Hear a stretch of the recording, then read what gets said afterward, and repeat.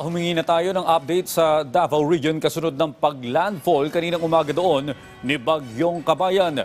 Ihatid sa atin yan ni Jay Lagang ng PTV Davao Live. Yes, Audrey, nananatiling naka-alerto ang mga disaster at emergency response unit mula sa iba't ibang mga munisipalidad at syudad dito sa Davao Region upang bantayan ang epekto ni Bagyong Kabayan na naglandfall na kaninang 9:30 ng umaga sa Barangay Concepcion sa Manay, Davao Oriental.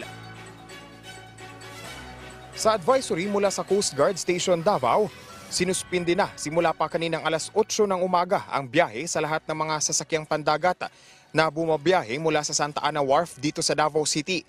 Ito ay dahil sa sama ng panahon na dulot ni Bagyong Kabayan. Kaya naantala ang biyahe ng ilan sa mga pasaherong babiyahe sana papunta sa Island Garden City of Samal sa Davao del Norte. Pinaistambay namin dito sa waiting area dito sa gitna sa upuan. Dahil may bagyo daw, sabi ng Coast Guard. So anong status ngayon ng mga biyahe, sir? Stop muna, standby muna sila. Habang may wala pa ang advice sa Coast Guard. Kansilado din ang nakaschedule sana na island hopping activity ng isang grupo ng magkakaibigan na ito mula sa Davao City. Better safe. Better safe than sorry ta. Okay, kung dito may mas stranded, then affected among next days na trabaho if ever. Dahil sa inaasahang epekto ni Bagyong Kabayan, kinansila na din ang biyahe sa lahat ng bangka at barko na bumabiyahe sa dagat na sakop ng Davao Oriental.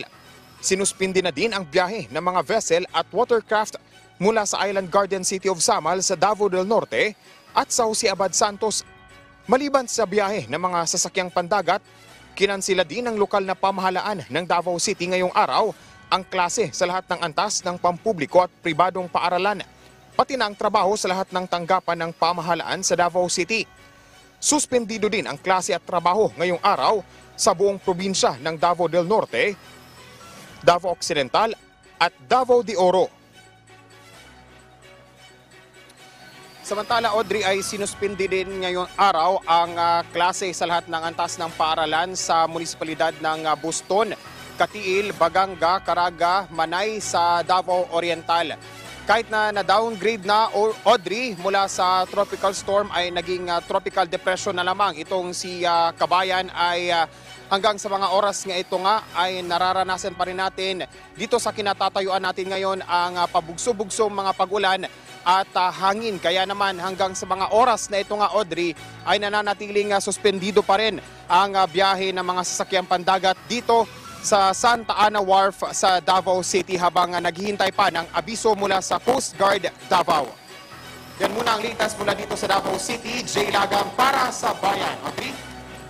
Ingat kayo dyan. Daghang salamat, Jay Lagang.